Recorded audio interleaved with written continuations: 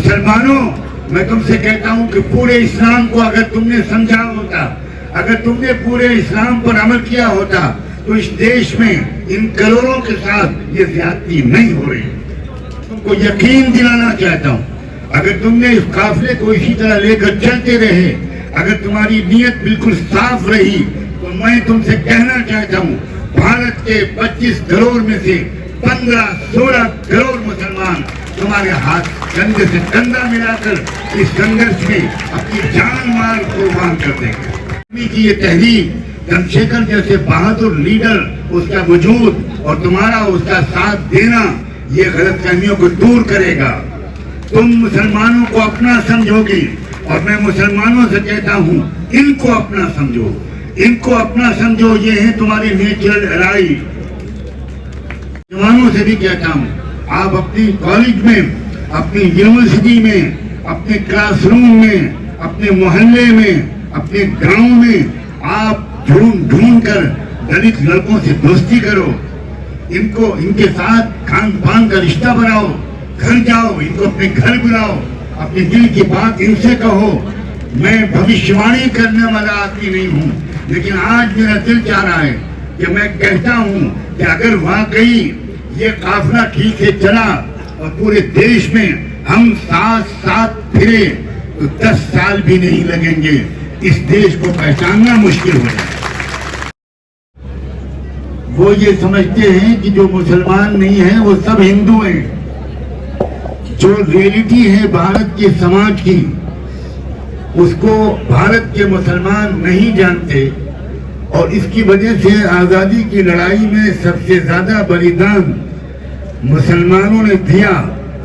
लेकिन उसके बाद भारत में मुसलमानों के साथ जो कुछ होता रहा, उसका मुकाबला भारत के मुसलमानों ने सही नीति के साथ किया हो, ये कहने के लिए मैं तैयार नहीं हूं। अपने अध्ययन की रोशनी में, अपनी स्टडी और रिसर्च की रोशनी में, ये बात मुझे बाबा साहब अम्बेडकर की किताबों से पढ़ने को मिली और एक अंग्रेज राइटर की एक किताब से पढ़ने को मिली कि भारत में 2000 कौमें बसती हैं। और उसके बाद जब एक वक्त आया 1990 के आसपास, जब मैं बामसेस के एक सम्मेलन में लखनऊ में गया और मैंने उस सम्मेलन को संबोधित किया, जहां जनाब काशीराम जी भी मौजूद थे, तो काशीराम जी ने मेरे भाषण को सुना और उनको बहुत खुशी भी हुई और आश्चर्य भी हुआ, क्योंकि वो पहली मर्तबा किसी मुसलमान को ऐसी जानकारी वाला बात करते हुए पा रहे थे। काशीराम जी मंच पर खुद मुझसे मिले और मुझसे कहा कि आज मैं पहली बार ये बात सुन रहा हूँ, मैं आपसे मिलना चाहता हूँ। अगले दिन काशीराम जी खुद मेरे नमाज पर आए और 2 घंटे हमारी उनकी चर्चा हुई। और उसके बाद ये दिशा तय हुई कि भारत के मुसलमानों को भारत की समाजी व्यवस्था का बताना, भारत के अंदर शोषितों और मजलूमों को इकट्ठा करना, ये जिंदगी का मिशन मैं बनाऊंगा। आज तकरीबन 40 साल हो रहे हैं, मैं अपनी बिसात के मुताबिक पूरे भारत में घूम कर बहुत कुछ मुसलमानों को भी बता रहा हूँ और अपने शोषित समाज के तमाम अंगों को बता रहा हूँ, ओबीसी समाज के लोगों को, दलित समाज के लोगों को, सिखों को, क्रिश्चियन भाइयों और बहनों को, ओबीसी सबको, लिंगायत लोगों को कि भाई सच्चाई समझो। मान्यवर काशीराम जी ने दूसरी मुलाकात में मुझसे कहा कि आपने पहली मुलाकात में ये कहा था कि भारत में 2000 कौमें रहती हैं, 2000 कौमें रहती हैं। उन्होंने कहा कि मैं आपकी जानकारी के लिए बताता हूँ, भारत में 6000 कौमें हैं। आप भारत के जो असली समाजी व्यवस्था है उसको बदलने के लिए जो खड़ा होगा, जो इस विचारधारा से सहमत होगा, जो कंप्लीट न्याय स्थापित करने के लिए आगे बढ़ेगा, सज्जाद नोमानी उसके साथ। मैंने महसूस किया, चंद्रशेखर आजाद से मेरी 1, 2, 3 मुलाकातें हुई ये मुझसे मिलने के लिए मोहब्बत में खुद मेरे पास बंबई आए। बहुत देर तक चर्चा हुई। मैंने महसूस किया कि इनके सीने में आग है। मैंने महसूस किया कि इनके सीने में भारत की समाजी व्यवस्था को बदलने का जज्बा है। मैंने महसूस किया कि इनके साथ बहादुर नौजवान हैं। मैंने महसूस किया कि अगर ये विचारधारा सही है, और मैं कसम खा के कह सकता हूं कि ये विचारधारा सही है, इसमें जरूर जानकारी के बढ़ाने की जरूरत है, इसमें जरूर अध्ययन के बढ़ाने की जरूरत है। लोग इस बात को नहीं जानते और मुसलमानों ने अपने ही दरमियान इस्लाम की चर्चा की। अपने देश के भाइयों और खास तौर पर ये 85% मजलूम शोषित आबादी को नहीं बताया क्या पैगंबर मोहम्मद सल्लल्लाहु अलैहि वसल्लम के आने का बुनियादी उद्देश्य समाजी व्यवस्था को बदलना था। लोग समझते हैं कुर्ता पजामा टोपी पहनने के नाम इस्लाम है। लोग समझते हैं नमाज पढ़ने का नाम सिर्फ इस्लाम है। इस्लाम जुल्म के खिलाफ लड़ाई लड़ने का नाम है। इस्लाम मजलूम की मदद करने का नाम है। इस्लाम जालिम का हाथ पकड़ने का नाम है, और पकड़ने से काम न चले तो जालिम का हाथ तोड़ देने का नाम है।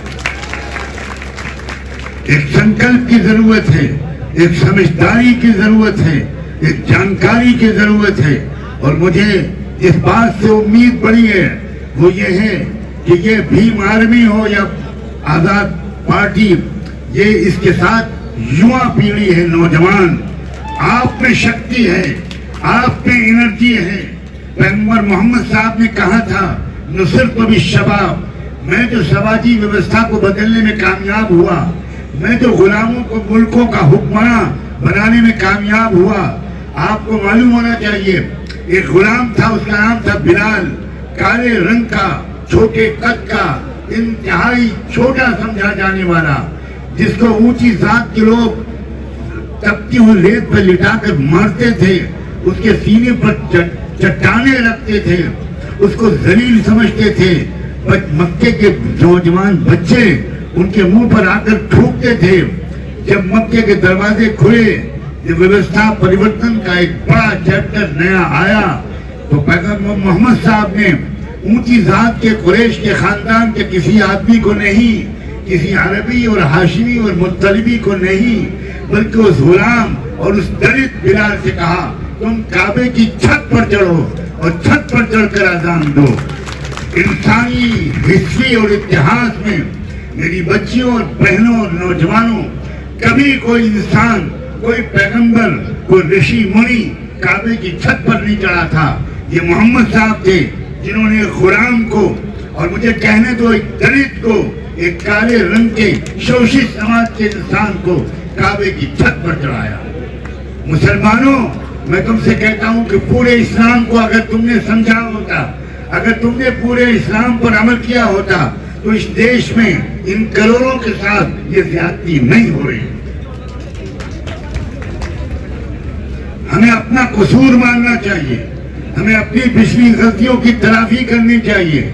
हम यही समझते रहे कि भारत में असल में बहुत बड़ी बहुमत हिंदुओं की है, तो उसमें जो सेकुलर हिंदू हैं उनका साथ दे दो, और तो कम्युनल और फैसिस्ट हिंदू को कमजोर कर दो।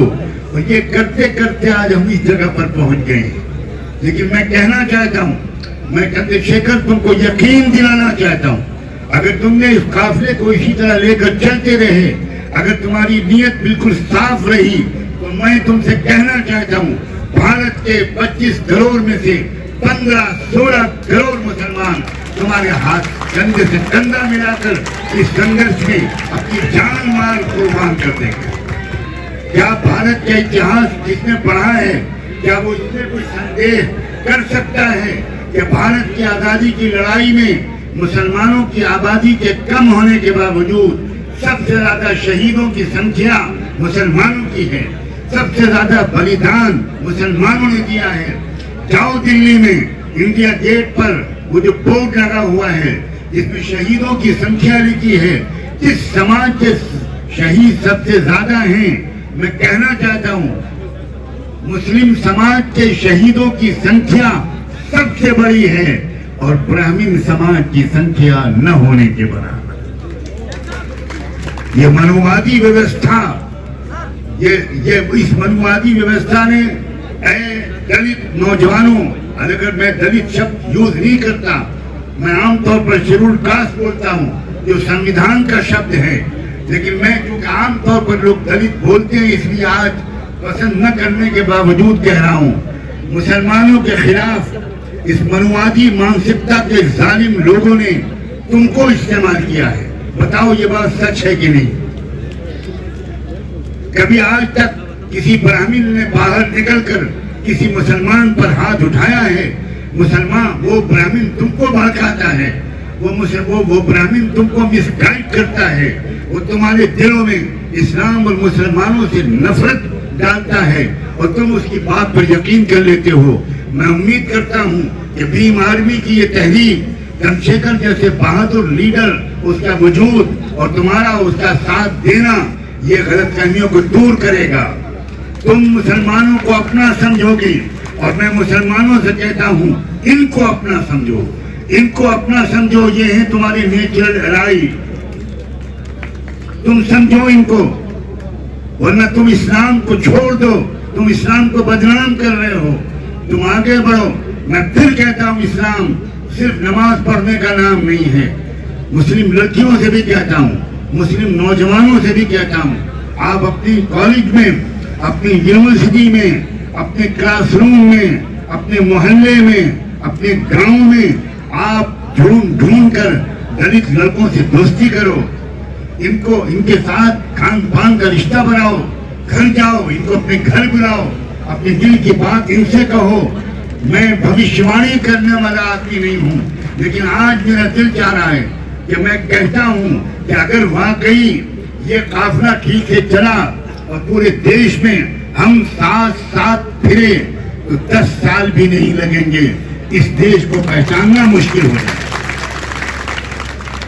इस देश की जो मिट्टी है उसमें नफरत नहीं है, मोहब्बत है। इस देश की जो मिट्टी है, इस देश की जो अपनी नेचर है, इस देश का जो अपना एक फितरत है, एक मिजाज है, वो मोहब्बत का मिजाज है। अगर मोहब्बत का मिजाज ना होता तो अजमेर शरीफ में हजरत ख्वाजा के मजार पर जाने वाले आप ही के समाज के लोग मुसलमानों से ज्यादा होते। आप और हमारे बीच में, मुसलमानों और शोषित समाज के बीच में, मुसलमानों और सिखों के बीच में, मुसलमानों और ईसाइयों के बीच में, मुसलमानों और माता गौतम बुद्धा के अनुयायियों के बीच में ये ब्राह्मण खड़ा हुआ है। इसने लड़ाई लड़वाई है। मैंने हिस्ट्री पढ़ी है, मैं 30 साल से हिस्ट्री को पढ़ रहा हूँ। ये ब्राह्मण है जिसने लड़ाई लड़वाई है और ये आज भी यही काम करता रहता है। समय आ गया है युग परिवर्तन का, समय आ गया है युग की तब्दीली का। और युग की तब्दीली न मुसलमान अकेला कर पाएगा, न आप अकेले कर पाओगे, न सिद्धार्थ नूरानी अकेले कर पाएगा, न चंद्रशेखर आजाद अकेले कर पाएगा। जब तक हम लोग पूरे भरोसे के साथ, विचार विमर्श के साथ, आपस के मशवरों के साथ कदम से कदम मिलाते हुए नहीं चलेंगे, तब तक हम जलसे कर सकते हैं, तालियां बज सकती हैं, लेकिन देश की व्यवस्था में कोई ठोस परिवर्तन आए ऐसा संभव मुझे तो कम से कम बिल्कुल नहीं लगता है। मुझे नहीं लगता कि आप इन बातों से सहमत हो कि नहीं हो। तालियां बजाओ, मुझे तालियों का शौक नहीं है, लेकिन मैं जानना चाहता हूं कि आप सहमत हो इन विचारों से कि नहीं। सारा जो मुझे याद आई है, मैं राजनीति का इंसान नहीं हूँ, मैं समाज का छोटा सा सेवक हूँ। मुझे भारत से प्यार है। मैंने अरब की यूनिवर्सिटी से PhD की, तो अरब की गवर्नमेंट ने मुझे वहीं पर जॉब दिलाई और पहले ही महीने से 7.5 लाख रुपए मेरी सैलरी रखी। मुझे वहां रोकने के लिए सरकार ने भी जोर डाला। मैंने पिताजी से पूछा, उस वक्त वो जिंदा थे, मैंने वहां से फोन करके पिताजी से पूछा मैं क्या करूं? कहा पहली फ्लाइट लेकर भारत में आ जाओ। उन्होंने कहा कि हमने संकल्प लिया है कि हम भारत को छोड़कर दुनिया में कहीं नहीं जाएंगे। जब देश का विभाजन हुआ था, जब पाकिस्तान बना था, तो पाकिस्तान के लोगों ने, पाकिस्तान की सरकार ने मेरे पिताजी को पाकिस्तान बुलाने की बहुत कोशिश की। यहाँ तक कि उस वक्त के पाकिस्तान के प्राइम मिनिस्टर लियाकत अली खान ने हमारे भारत के प्राइम मिनिस्टर श्री जवाहरलाल नेहरू से कहा, मौलाना नुमानी कि हमको जरूरत है, हमको यहाँ का संविधान बनाना है जिसमें इस्लामिक चीजें भी हों और जो सेकुलर भी हो, जो डेमोक्रेटिक भी हो। मेरे पिताजी इस्लामिक लॉ के दुनिया के सबसे बड़े स्कॉलर थे। उन्होंने कहा नेहरू जी ने कि मैं बात करता हूँ। नेहरू जी खुद लखनऊ आए, कैन यू बिलीव इट? सोचो, नेहरू जी खुद लखनऊ आए दिल्ली से, मेरे पिताजी से मिले। मेरी उम्र उस वक्त शायद 7 साल की रही होगी। पिताजी से उन्होंने कहा कि प्राइम मिनिस्टर लियाकत अली बार बार जोर दे रहे हैं, हम तो नहीं चाहते कि आप भारत से जाएं, लेकिन वो कह रहे हैं तो मैं आपके पास खुद आया हूँ।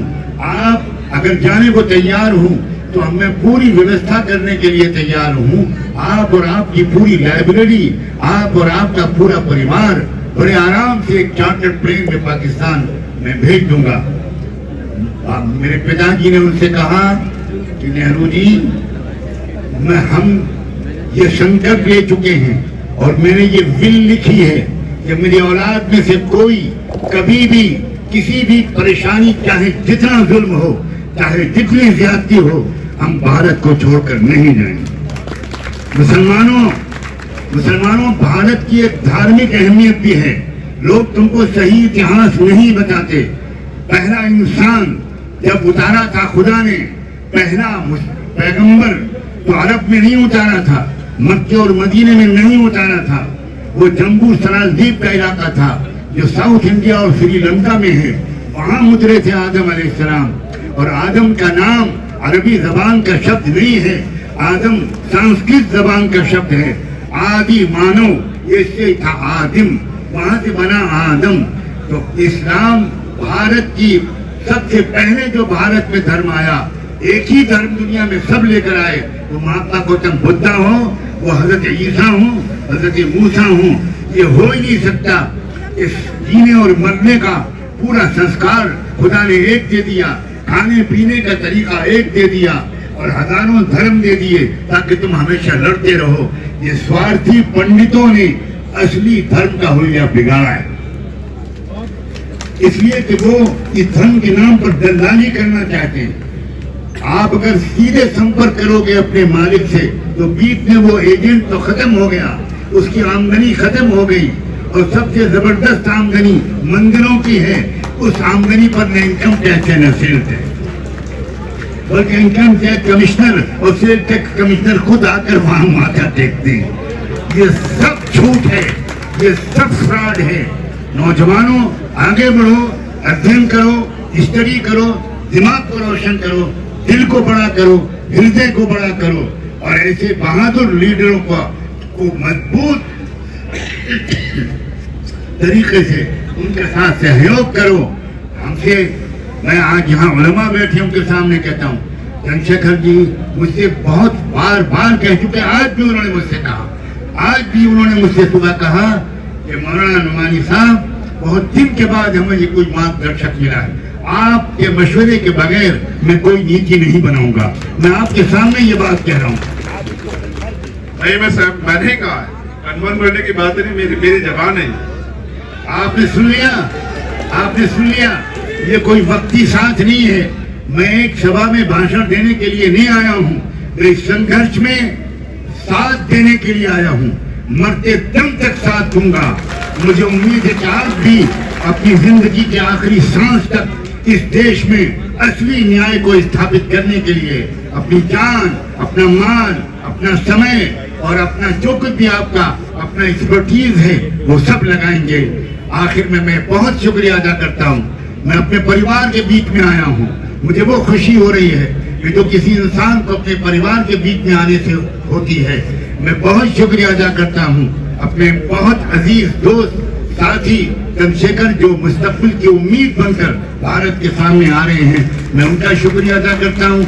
आप सब मीडिया के लोगों का भी शुक्रिया अदा करता हूँ, बहनों का, भाइयों का, नौजवानों का, बेटियों का, सारे लोगों का। और जिन लोगों ने इतनी जबरदस्त व्यवस्था की, जिन्होंने ऐसा अरेंजमेंट किया इस इतनी बड़ी सभा का उन सबका दिल से मैं बहुत ही धन्यवाद करता हूँ। और एक और बात मैं जरूर कहूंगा, मैं अपने पुलिस के भाइयों और बहनों का भी दिल से शुक्रिया अदा करता हूँ, बहुत दिल से शुक्रिया। बहुत मुश्किल सर्विस है हमारे पुलिस डिपार्टमेंट की, घंटों खड़ा रहना पड़ता है, धूप हो बारिश हो, वक्त पर खाना नहीं मिलता, वक्त पर चाय नहीं मिलती। देश के नागरिकों का और पुलिस के लोगों डिपार्टमेंट का जिस दिन संबंध अच्छा हो जाएगा उस दिन देश तरक्की करना शुरू करेगा। पुलिस विभाग के लोग दिन रात ड्यूटी करते हैं और खास तौर पर महिला पुलिस की जो मेरी बेटियां हैं उनको देखकर तो मुझे बहुत ही दुख होता है। वो घंटों घंटों ड्यूटी देते हैं, अगर टॉयलेट जाने की जरूरत होती है तो वो बेचारी जा नहीं पाती। मैं बहुत दिल से आभारी हूँ डिस्ट्रिक्ट एडमिनिस्ट्रेशन का, जिला प्रशासन का, यहाँ के पुलिस अफसरान और हमारे तमाम भाइयों का, बहनों का, बेटियों का।